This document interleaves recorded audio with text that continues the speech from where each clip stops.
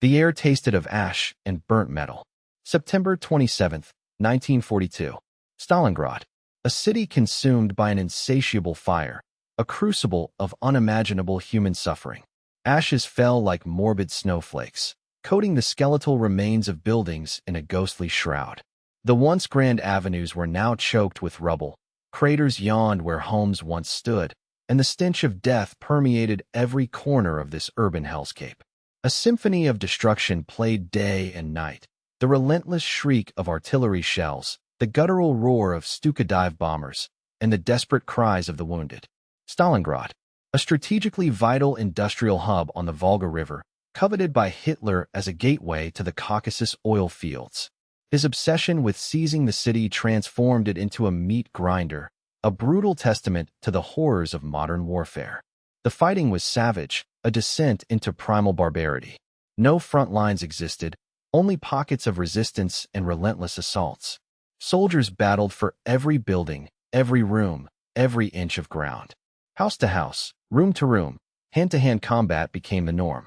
Sewers became battlegrounds. Basements turned into makeshift morgues. Food and water were scarce. Sleep was a luxury. Death was a constant companion. Amidst this maelstrom of destruction, Sergeant Pyotr Koltsov trudged through the debris-strewn streets. He was a veteran, hardened by months of relentless fighting, but weary to his very core.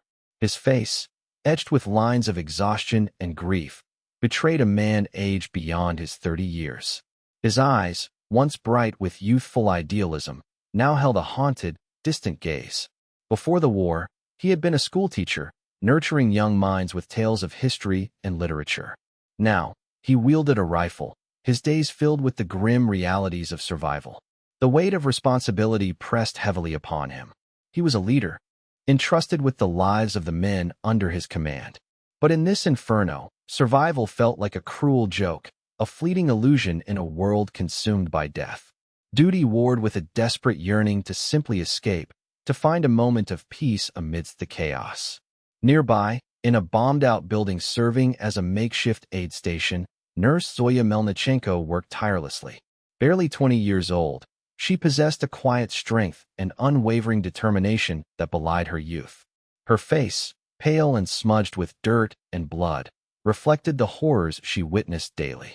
Yet, her eyes shone with an indomitable spirit, a refusal to succumb to despair. She moved with a calm efficiency, tending to the wounded with gentle hands and a comforting word. She was a beacon of hope in the darkness, a symbol of resilience in the face of unimaginable suffering. To the wounded soldiers, she represented not just medical care, but a reminder of the humanity they were fighting to protect.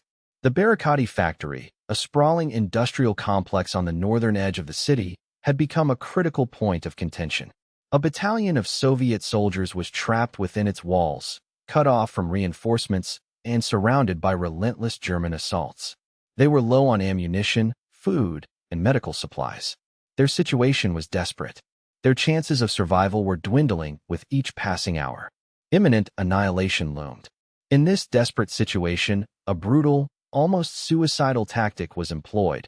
Demolition squads blasted through the walls of buildings to create passageways, bypassing heavily defended streets.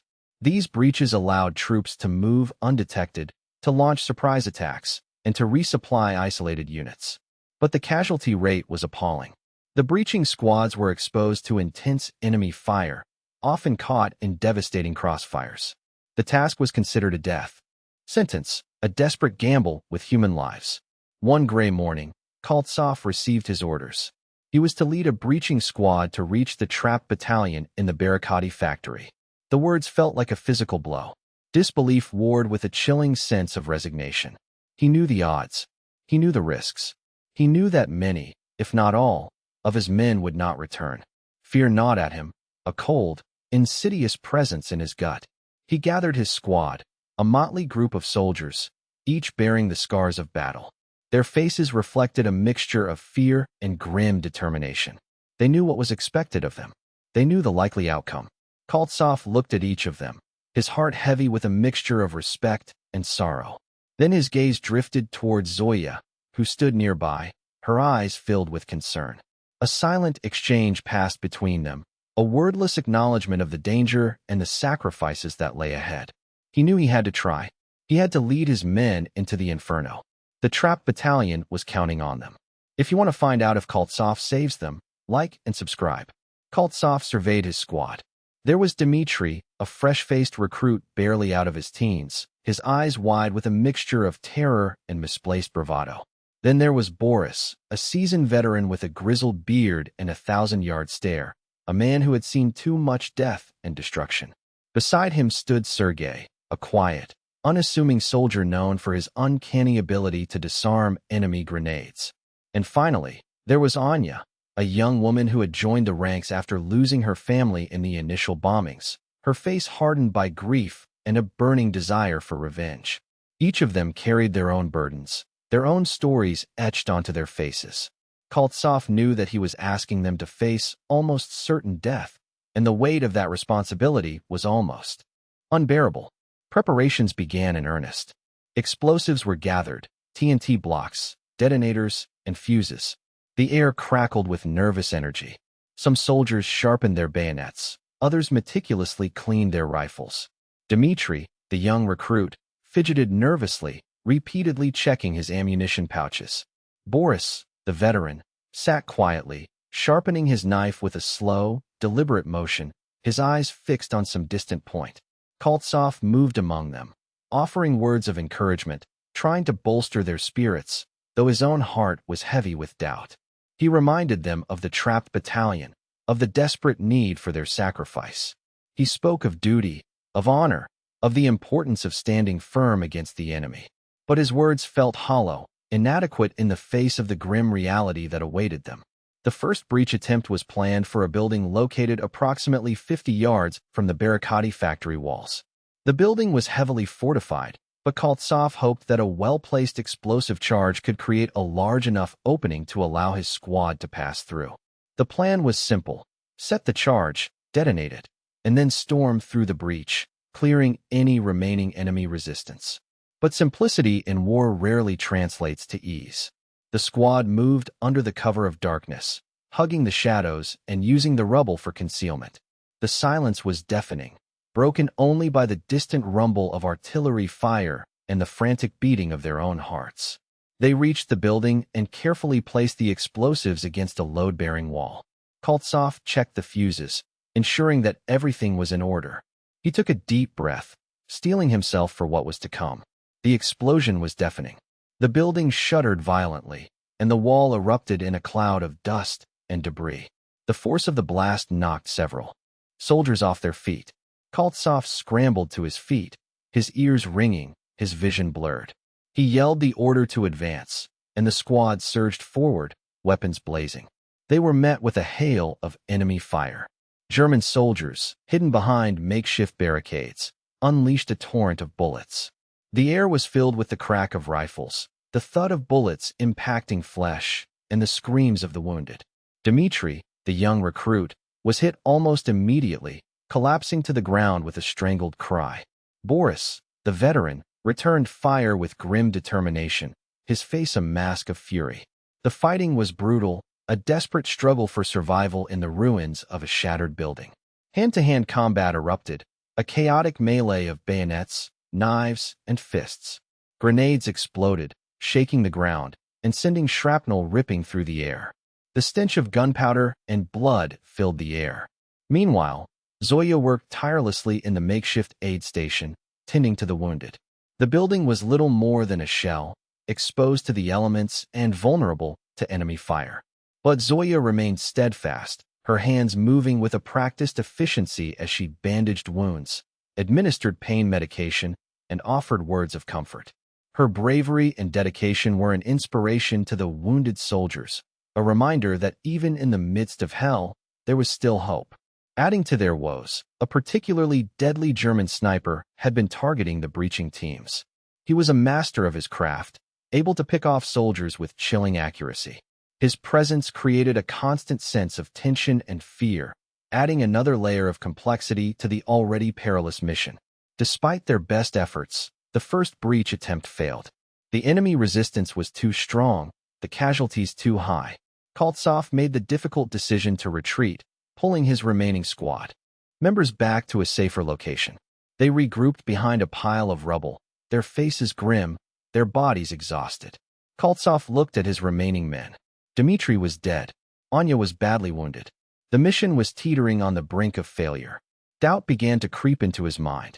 Was this truly a suicide mission? Was there any chance of success? He began to question the orders, the strategy, the entire purpose of their sacrifice. The weight of responsibility pressed down on him, threatening to crush him under its immense weight. Koltsov stared at the map etched in the dirt, lines representing shattered streets and buildings that barely existed anymore.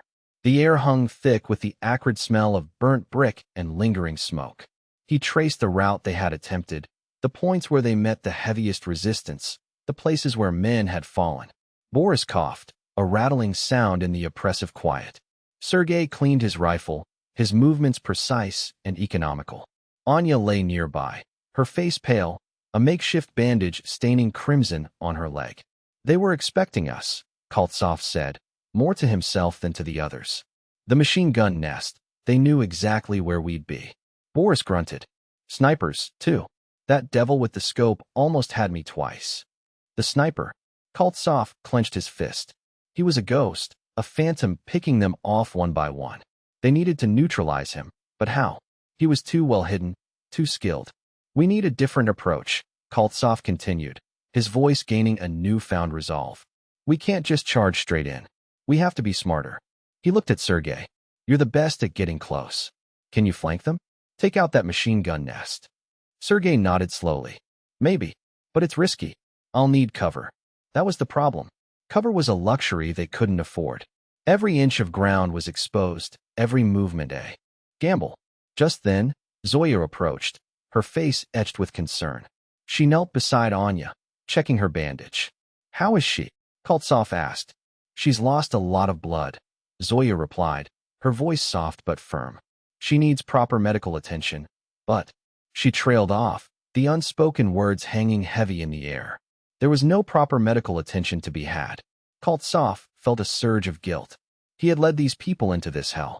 He had asked them to risk their lives for a cause that seemed increasingly futile. Zoya looked up at him, her eyes meeting his. Don't give up, Pyotr, she said, her voice filled with unwavering faith. Those men in the factory, they're counting on you. They're counting on all of you. Her words struck a chord within him. He saw the hope in her eyes, the unwavering belief in the face of despair. He couldn't let her down. He couldn't let them down. We'll try again, he said, his voice firm. We'll find a way. He turned back to the map, his mind racing. He needed a new plan, a better plan. He needed to use the environment to his advantage, to exploit the enemy's weaknesses. The second breach attempt was more calculated, more strategic. Sergei, true to his word, managed to flank the machine gun nest, using a network of collapsed walls and rubble as cover. It was a slow, painstaking process, fraught with danger. But he moved with a quiet determination, his senses alert, his every step measured. Meanwhile, Koltsov led the remaining members of the squad in a frontal assault, using smoke grenades to mask their advance. The smoke billowed through the ruins, creating a temporary screen of confusion. They moved quickly, low to the ground, firing as they advanced. The fighting was even more intense than before. The Germans, caught off guard by Sergei's flanking maneuver, were thrown into disarray. But they quickly regrouped, unleashing a torrent of fire. Koltsov felt a searing pain in his arm. He stumbled, momentarily losing his balance. He looked down and saw blood seeping through his sleeve. He had been hit. He gritted his teeth, ignoring the pain. He couldn't afford to falter. He pushed forward, urging his men onward. They reached the building and began to blast another hole, the explosions deafening. Debris rained down around them, and the air filled with the smell of gunpowder and burning flesh. This time, they managed to create a partial breach, a narrow opening in the wall. But they were still far from reaching the trapped battalion. They were pinned down, facing heavy resistance. The sniper continued to haunt them, his shots finding their mark with unnerving accuracy. The situation was desperate, but Koltsov refused to give up. They had come too far. They had sacrificed too much. They had to keep fighting. He knew that reaching those trapped men was the only way to keep hope alive. Koltsov leaned against the jagged edge of the breach, his wounded arm throbbing with pain. The opening offered a sliver of respite, but also a clear line of sight for the enemy. He could hear the relentless chatter of machine guns and the sickening thud of bullets impacting the crumbling brick around him. Dust and debris rained down, stinging his eyes and choking his lungs. The air was thick with the stench of cordite and death. He glanced back at his remaining squad members. They were huddled behind whatever cover they could find, their faces grim and determined.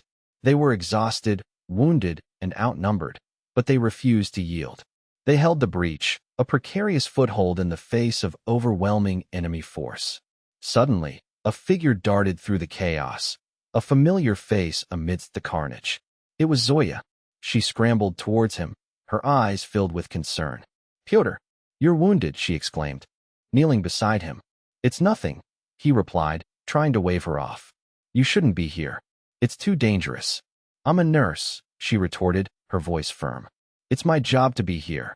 She quickly assessed his wound, tearing a strip of cloth from her dress to bind his arm. Her touch was gentle, but her eyes held a steely resolve. Her presence was a much-needed boost to his morale. In the midst of the chaos and despair, she was a reminder of the humanity they were fighting to protect. Her unwavering faith and selfless dedication gave him renewed strength. But their respite was short-lived. The sniper's fire intensified, focusing on Koltsov and Zoya. The bullets whizzed past their heads, chipping away at the brick and sending splinters flying. It was clear that they were being targeted.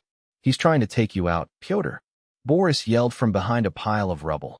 "He knows you're the leader." Koltsov realized that they were sitting ducks. The sniper had them pinned down, and it was only a matter of time before one of them took a fatal shot. Suddenly, a figure leaped in front of them, shielding them from the sniper's fire. It was Sergei. He stood tall, his rifle raised, firing back at the sniper's position. "Get down," he shouted, his voice strained. "Get to cover." But it was too late. A bullet struck Sergei in the chest. He staggered, his eyes widening in shock.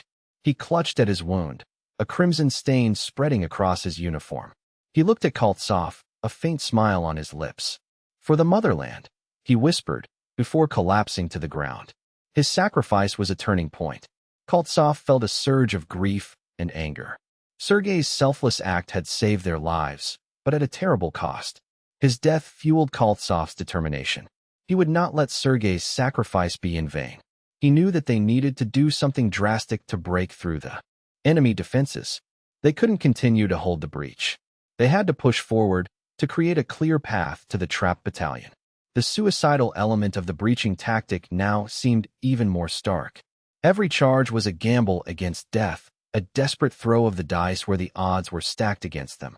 The close-quarters combat, the relentless enemy fire, and the ever-present threat of the sniper made each step a dance with oblivion. He looked at the remaining members of his squad, their faces etched with exhaustion and despair. He knew that he was asking them to face almost certain death, but he also knew that they were the only hope for the trapped battalion. He had a plan, a risky plan, but it was their only chance. "We're going to blow this whole damn building," he declared, his voice filled with a newfound resolve. "We're going to pack it full of explosives and create a clear path to the factory." The plan was audacious, bordering on insane, but it was their only hope. They would gather every available explosive, every grenade, every charge they could find, and use it to create a massive explosion that would obliterate the enemy defenses. It was a desperate gamble, but in the hell of Stalingrad, desperation was their only weapon. The urgency was palpable. Every second counted. Every movement was a race against time and the ever-present threat of enemy fire. Koltsov barked orders, his voice hoarse but firm, guiding his remaining squad members as they scrambled to gather the necessary explosives. They scavenged TNT blocks from fallen comrades, pried grenades from dead hands, and collected every last charge they could find. Dmitri, despite his youth, worked with a feverish intensity, his eyes reflecting the flickering flames of the burning city. Boris, his face a mask of grim determination, moved with a methodical precision, carefully placing each explosive charge. Anya, ignoring the pain from her wounded leg, assisted where she could, her face hardened by grief and a burning desire for revenge. Zoya, ever the calming presence, offered words of encouragement and tended to the wounded, her hands moving with practiced efficiency. The tension was stretched taut, like a wire about to snap. Every creak of the building, every distant explosion, sent shivers down their spines. They knew that the Germans were aware of their presence, that they were waiting for them to make a move. But they couldn't afford to hesitate. The lives of the trapped battalion hung in the balance. With the explosives gathered, they began to carefully place them around the building, focusing on load-bearing walls and known enemy positions. Koltsov oversaw the operation, ensuring that every charge was properly placed and connected. He knew that a single mistake could be fatal. The final push was about to begin. Koltsov gathered his remaining squad members, his eyes scanning their faces. He saw fear, but he also saw determination. They were ready to fight, to sacrifice everything for the sake of their comrades. "We're going to make this count," he said, his voice low but firm. "We're going to show them what it means to be a Soviet soldier." They moved out, weapons blazing, unleashing a hail of fire upon the enemy positions. The Germans, caught off guard by the sudden assault, returned fire with equal ferocity. The air was filled with the crack of rifles, the thud of bullets, and the screams of the wounded. Zoya, refusing to be left behind, joined the fight, providing covering fire and assisting the wounded. Her bravery was an inspiration to the other soldiers, a reminder that even in the darkest of times, there was still hope. Koltsov, leading the charge, moved with a relentless fury, his wounded arm forgotten in the heat of battle. He was determined to reach the trapped battalion, to save as many lives as possible. Suddenly, he spotted the German sniper, his position revealed by the flash of his rifle. He was perched high atop a pile of rubble, his scope trained on Koltsov's position. Koltsov knew that he had to take him out. He couldn't allow the sniper to continue picking off his men. He charged towards the sniper's position, dodging bullets and explosions. The sniper fired, the bullet whizzing past Koltsov's head. He returned fire, his aim true. The bullet struck the sniper, sending him tumbling from his perch. Koltsov had finally eliminated the threat. With the sniper neutralized, Koltsov reached the detonator. He took a deep breath, his hand hovering over the switch. He knew that this was it. This was the moment of truth. He closed his eyes, picturing the faces of the trapped soldiers, the faces of his fallen comrades. He thought of Zoya, her unwavering faith and selfless dedication. He flipped the switch. The world erupted in a blinding flash of light and a deafening roar. The building shuddered violently, then disintegrated in a massive explosion. The force of the blast sent shockwaves rippling through the ruins of Stalingrad. The ground trembled beneath their feet as the building imploded, sending a cloud of dust and debris skyward. The explosion was so powerful that it cleared a path straight to the Barakati factory, obliterating everything in its wake. The destruction was immense, a testament to the destructive power of war. Koltsov stood amidst the rubble, his ears ringing, his body shaking. He had done it. He had created a clear path to the trapped battalion. Now, all that remained was to reach them. The dust settled slowly, revealing a scene of utter devastation. Twisted metal, shattered brick, and pulverized concrete lay scattered across the landscape. Smoke billowed from the ruins, obscuring the sky and casting long, eerie shadows. The air was thick with the pungent smell of burning materials and the acrid tang of explosives. The silence, after the earth-shattering roar, was almost unnerving, broken only by the crackling of flames and the distant echo of artillery fire. Koltsov coughed, spitting out grit and grime. He blinked, trying to clear his vision. The world swam back into focus, revealing the extent of the destruction. The building, once a formidable stronghold, was now a smoldering crater. The path to the Barakati factory lay open, a desolate corridor carved through the heart of the battlefield. He looked around for his squad. Boris was helping Anya, her face pale but determined, to her feet. Both were covered in dust and debris, but alive. Zoya, miraculously unscathed, was already moving towards the factory, her medical kit clutched tightly in her hand. Koltsov felt a surge of relief. They had survived. "Let's go," he said, his voice hoarse. "We have to reach them." They moved cautiously through the wreckage, stepping over piles of rubble and avoiding pools of fire. The ground was uneven and treacherous, littered with sharp objects and hidden dangers. The air was still thick with smoke, making it difficult to see and breathe. As they approached the barricade factory, they could hear faint sounds coming from within, the cries of the wounded, the groans of the dying, and the desperate prayers of the trapped soldiers. The sounds spurred them onward, fueling their determination. They reached the entrance to the factory, a gaping hole in the wall created by the explosion.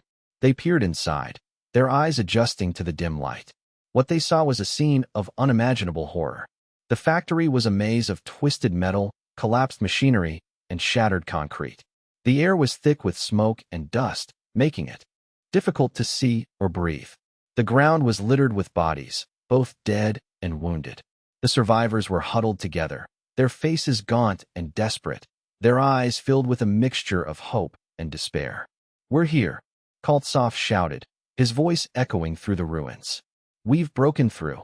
A cheer erupted from the trapped soldiers, a ragged, desperate sound that was both heartbreaking and inspiring.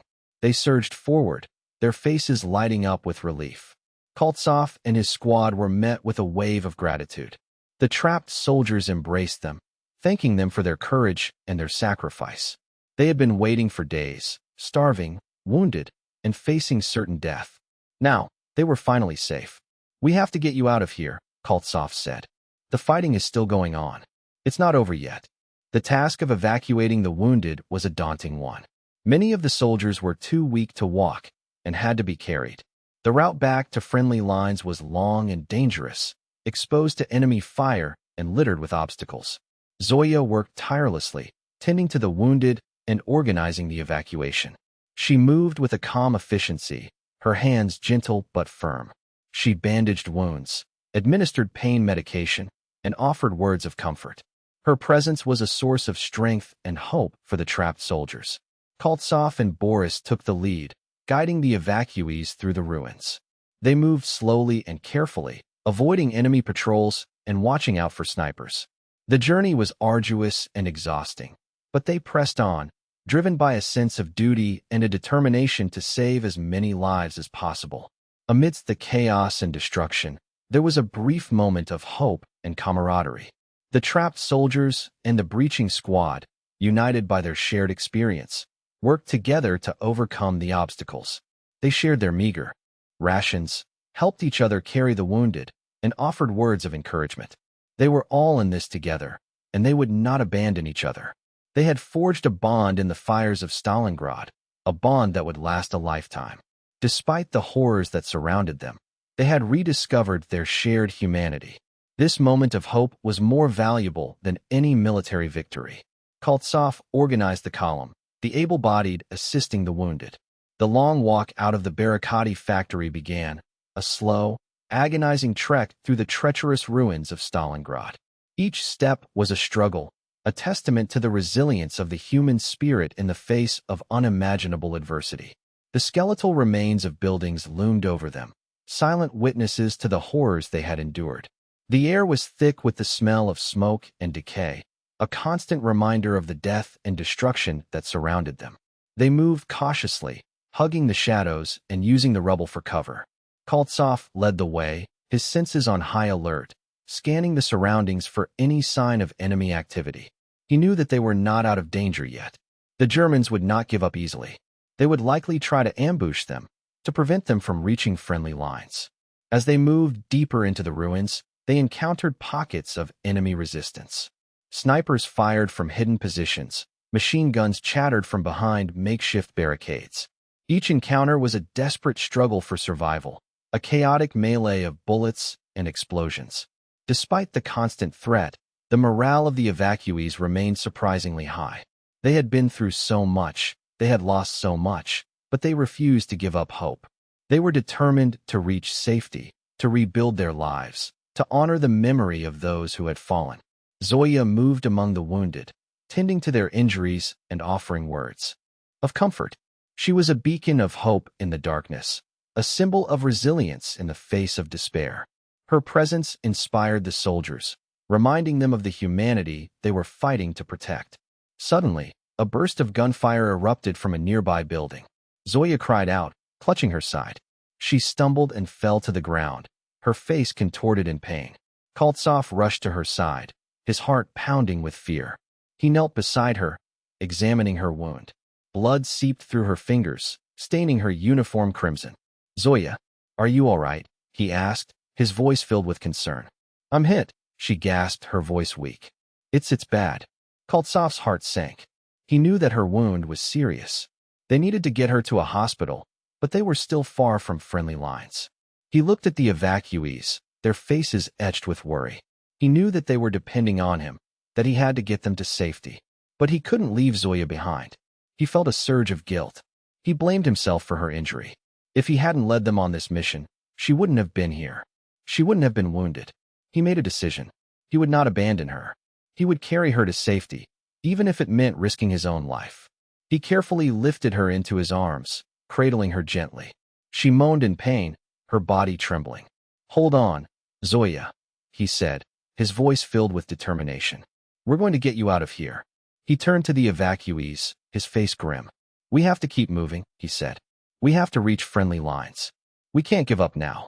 They resumed their march, Koltsov carrying Zoya in his arms.